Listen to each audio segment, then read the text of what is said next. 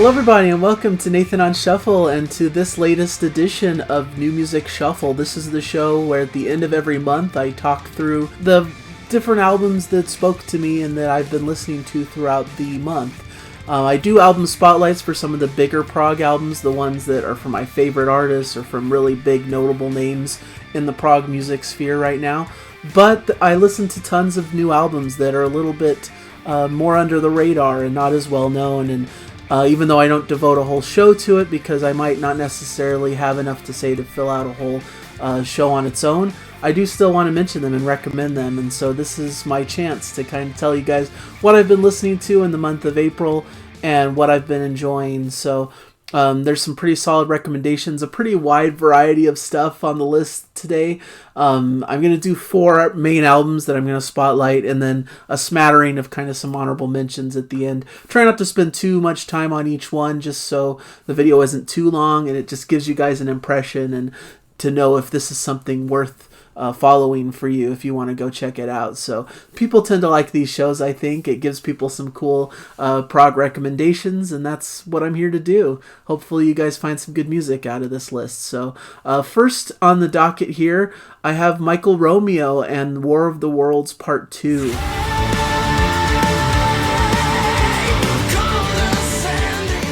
So of course this is part 2 of a series. He did the part 1 back in 2018. Michael Romeo is the guitarist of Symphony X, one of the notable prog metal bands that are out there and still active and going, but this is his solo project where he's tackling the H.G. Wells book with the same name, War of the Worlds, in kind of this multi-part series, at least a duology of sorts between this and part 1. And it just has that heavy Symphony X style sound that you'd expect from Michael Romeo.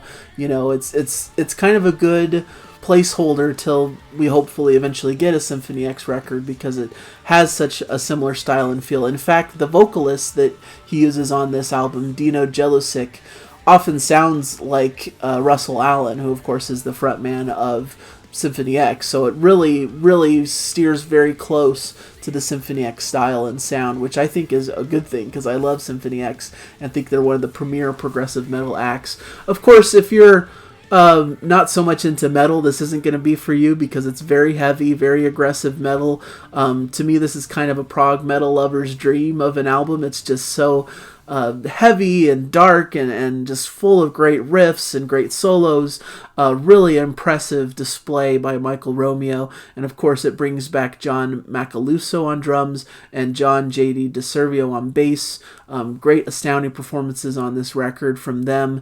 Part of what I really like about this album is some of the orchestral tracks that kind of provide bridges between these bigger, heavier tracks. It kind of gives a little bit of a breather, not necessarily a breather because they're also pretty heavy and intense at times, these big orchestral moments, but I think it helps kind of break the big riffage that you hear throughout a lot of these other main tracks. So I think these are welcome tracks that kind of break up the track listing and gives it the cinematic quality where it feels like this big expansive journey that you're taking through heavy metal landscapes with some really cool, and it's cool how Michael Romeo is able to do this, to make this sound like really professional orchestration. You know, it's a really cool effect that really is highlighted throughout the record, but there's so many cool tracks throughout the record. It starts out with kind of this heavy Divide and Conquer. This is just good heavy prog.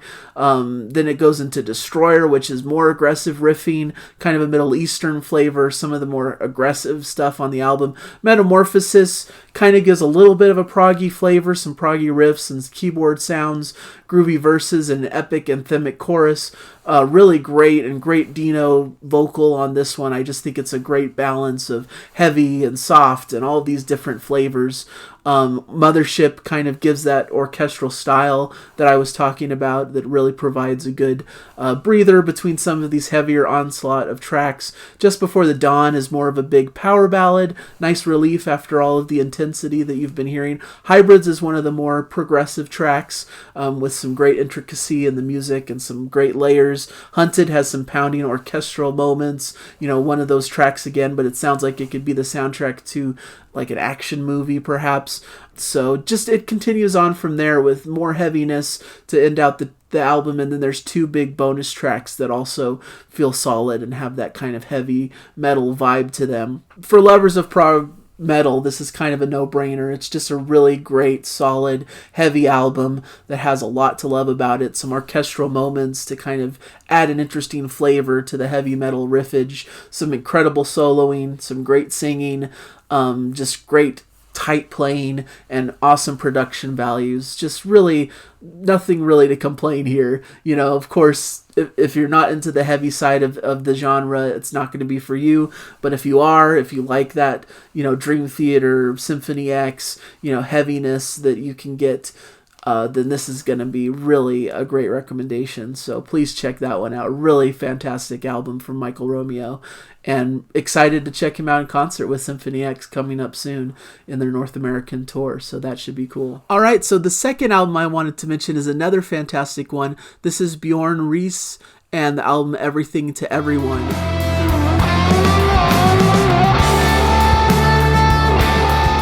Of course, Bjorn Reese is an artist from Norway. Norwegian prog band Airbag are his main group that he's with. They've released, a few very critically acclaimed albums as well, but this is his solo work, which he's done several solo albums that all kind of sound similar in quality, and this one is right in that same lane with those albums. So if you like his previous solo albums, this is definitely a positive one in that catalog that sounds very much in line with his typical sound. To me, it has a lot of a shared DNA with like a Pink Floyd style sound, a lot of more chilled back, laid back grooves, great atmosphere, and just a very David Gilmour-esque kind of guitar playing, very emotional and very satisfying in a sense. I really love his playing. I think it's really a highlight on the album, but there's some great compliments to his guitar playing as well, with some atmospheric keyboards, some piano in the mix, some great soaring female vocals, some acoustic guitar passages, and every so often he'll throw something a little bit heavier and more rocking to kind of break up this more atmospheric Floyd type sound. But it really provides for a really great balance and atmosphere for the album that I really just loved. It's just a great kind of chill album that you could just lay back to and enjoy, like on a Sunday morning, and just like kind of let it wash over you and kind of feel chill. I really like that vibe, and I think it's necessary. After that Michael Romeo album that's just a heavy onslaught and aggressive, this is a nice contrast to that as a sense. So it begins with Run, which is a great introductory instrumental that goes between some of this like heavier rock kind of style, but then those beautiful atmospheric lighter passages, some acoustic guitar and sweet piano amidst these kind of keyboard soundscapes. Lay Me Down is a longer track with some laid back Floydian grooves, some great female backing vocals, really excellent Gilmour-esque guitar solo makes this a highlight of the record. The Siren is a pretty piano and acoustic guitar piece, very laid back, sweet sounding ballad. Every Second, Every Hour is maybe one of the more proggy kind of moments of the record, taking more influence from Pink Floyd. There's a cool kind of darker breakdown in the middle of the track with some organ backing and some slightly crunchier guitars, leading to a bit of a darker atmosphere that kind of breaks up this kind of lighter sound that's been coming since.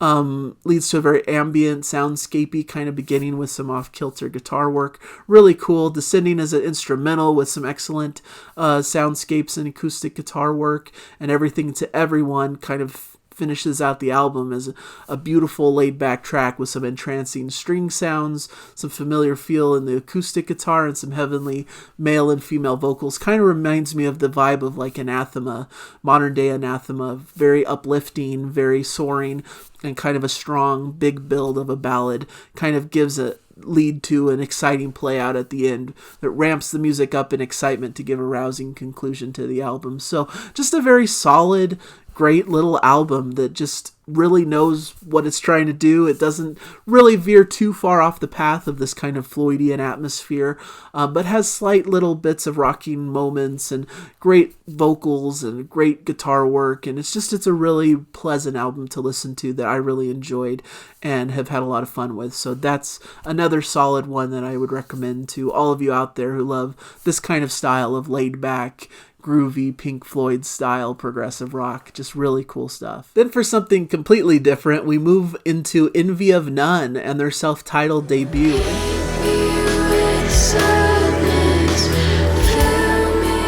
Envy of None is notable to prog lovers because it includes Alex Lifeson from Rush. This is kind of his first musical project post-Rush, and he's joined here by Andy Curran from Coney Hatch, Alfio Annabellini, and singer Maya Wynn. So it's a really interesting project. It's not really progressive at all. It's very much in this kind of alternative indie rock kind of vibe. Has tinges of like Evanescence, kind of this darker, more atmospheric sound, but Billie Eilish as well as a touchstone, I would say. It's kind of a modern alternative artist. So it kind of blends the lines between those feels, but it's very intelligent, good songwriting that sounds very modern and fresh and takes some of these kind of newer elements, some electronica kind of styles, some industrial kind of sounds, and blends it in a really fascinating way. It's not really what you would probably expect from someone like Alex Lifeson, because it's about as far removed from Rush as you can get. And you hear little touchstones of his guitar throughout. You know, it's not super prominent. It's kind of creating more atmosphere and background noise. But I think it's a really important element to creating this soundscape, and what he's doing is really creative and different. So I think it's a really cool study in how guitar playing can morph and adapt to the style that you're in. And really the focus of this album is the singer. Maya Wynn is just an incredible vocalist. Her voice is really kind of ethereal and breathy in ways. Like I said, kind of that Billie Eilish sort of quality, but really beautifully executed. I think she just has such a great style to her. There's sort of beauty in the instrumentation here, and what they're trying to approach, and the textures that they develop. So this may not be for everyone, you know, for the old school prog fans who more like the classic sound of Yes and Rush and all of these classic bands. This isn't really that. It's much more modern, much more kind of favoring the newer indie alternative rock sort of scene. But it's just done really expertly, and every track really sounds beautiful and really well produced. And so I found myself really falling in love with this album. I just really think it's great. There's just so many cool tracks. Every track is cool and unique in its own sort of way. Shadow was a really cool song that really stood out to me, a little dark and ominous with some electronic beats, but some acoustic guitar in the mix. Look Inside has some electronica swirls leading to spacey and dreamy atmosphere, kind of almost a Pink Floyd type flavor, really cool vibes. I was also kind of reminded of Pure Reason Revolution, who did an album Eupnia a few years ago, and they're coming out with a new album coming soon that has kind of this modern kind of feel and vibe as well, with some female vocals. And so it kind of has that kind of quality to it, with a great darker, brooding kind of atmosphere and great ethereal, beautiful vocals and harmonies. Maya does a lot of layered vocals here that really kind of add to the atmosphere and really make for a heavenly sound in her vocal range. Spy House was cool because it has a bit of Alex Lifeson soloing in it, so you kind of get to hear his guitar work, which, like I said, is pretty sparse through the record. Old Strings has a really pleasant, uplifting pop music vibe with great expressive guitar flourishes. I was almost reminded of kind of Steve Howe vibe in the guitar playing, just this kind of, you know, great flourishes of really expressive guitar lines that sounded similar to some of the more ethereal, beautiful moments of Yes.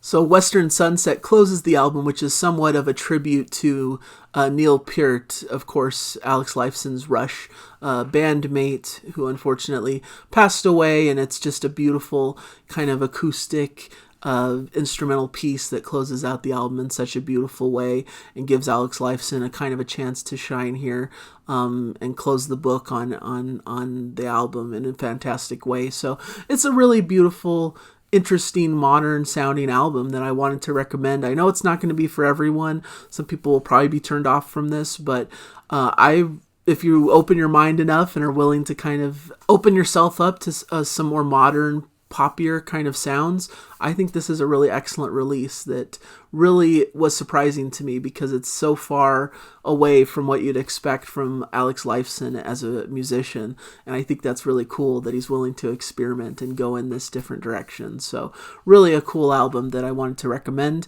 And the last main album on the list that I wanted to talk about is Midlake and their album For the Sake of Bethel Woods. For the sake of the Bethel Woods. So this is an interesting album as well. Once again, not very overtly proggy as well. Some kind of touchstones of progginess in their sounds. But, I guess this month I was digging music that's a little bit off of the beaten path from your typical kind of average prog music, because this really connected with me, and it's more of kind of a laid back, folkier kind of album, a little bit of a throwback style. It's kind of a cool juxtaposition of modern indie kind of flavor, but also harkening back to kind of a 70s singer-songwriter kind of style with that folky kind of element, a little bit of jazz touchstones, and maybe even tinges of country flavoring. Nice chill album once again, just to kind of sit back and relax to and really enjoy. There's parts of it that can feel a bit repetitive and hypnotic, but I think it's really balanced well with some really well thought out tracks and really intelligent songwriting and a great variety of different things that you're hearing in the track list. So it's a really cool record that I enjoyed.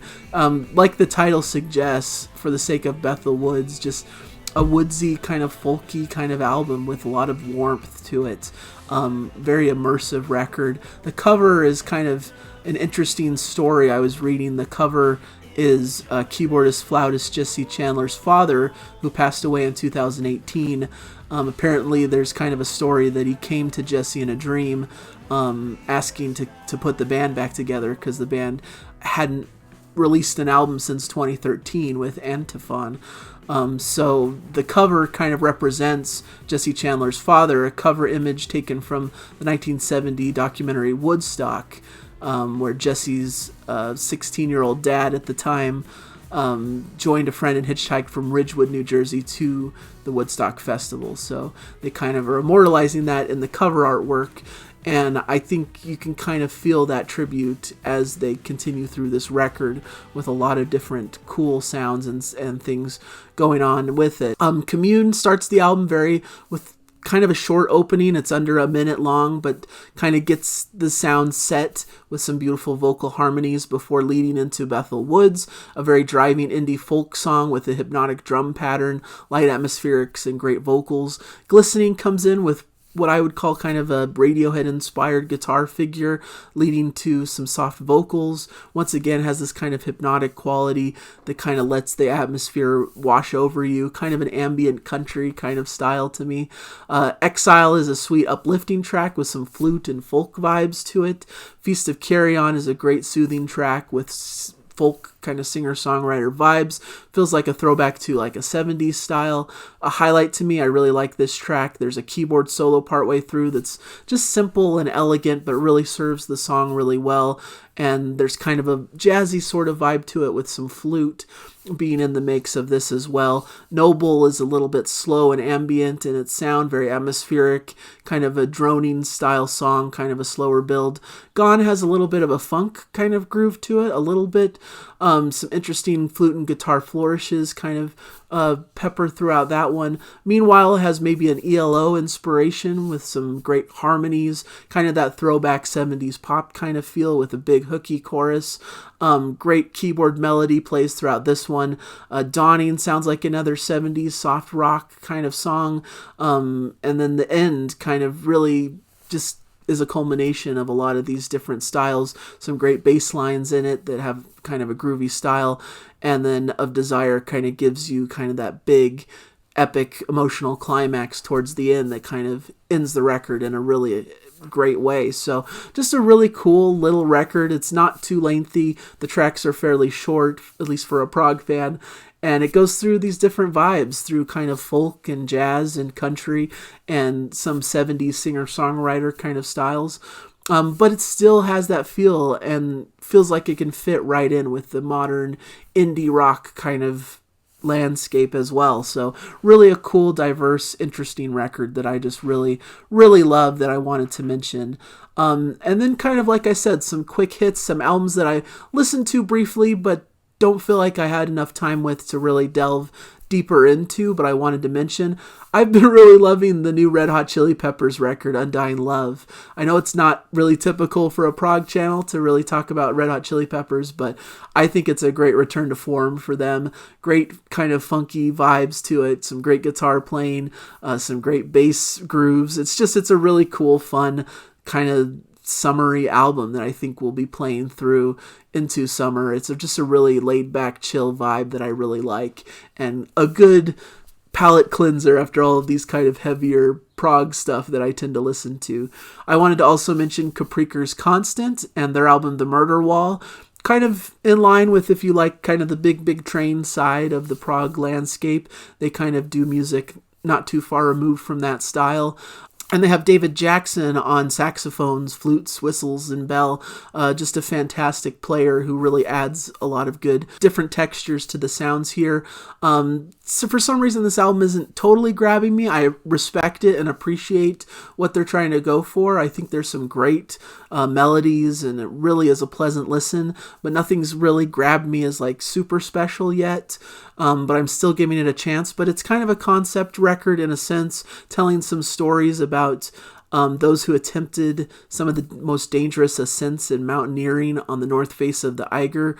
That's what's the murder wall that they're talking about. So it's interesting that they're talking about these different stories, but it's a really interesting little record with some really interesting stuff. I wish there was a little bit more of like kind of more intricate, complex prog. It's a little bit more kind of just laid back in its style and very kind of straightforward songwriting, but really great for what it is. I think they are a really interesting band that are right on the fringes of what I like, so I thought that was worth mentioning. Animals as Leaders came out with Parrhesia this month. Of course, Animals as Leaders is kind of a technical prog metal style group that's been very notable in the prog world. A lot of people have kind of recommended this to me, especially in like the videos where I cover Dream Theater and such. Really cool stuff. It's hard for me to really know how to talk about this record because it's short, it's solid, has a lot of great playing in it, and it's just really strong prog metal music. You know, there's not much more to say. They're kind of one of the leaders of this kind of sound, this instrumental, djent kind of styled prog music. It sounds just in line with what they've done before. Nothing too exciting or different or new, but it doesn't have to be that. You know, it's just really solid songwriting and great instrumental playing. They're just masters at their instruments, and it really shows on this album. So really strong. And then I kind of wanted to end with Brad Meldow and Jacob's Ladder.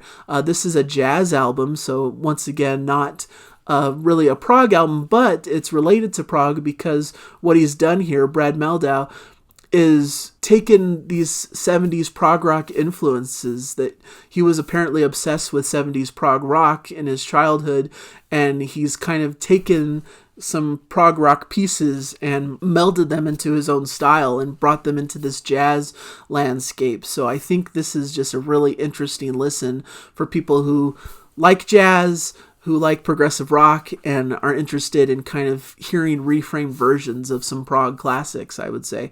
So there's some versions of Cogs and Cogs from Gentle Giant on this. Tom Sawyer is redone in a more jazzy style, Jacob's Ladder, as the title suggests, and then some Yes music with kind of his jazzy take on Starship Trooper. So really kind of interesting record that has a lot of cool jazzy playing. Some of that prog influence can be heard, obviously, because of what the inspiration was for the album.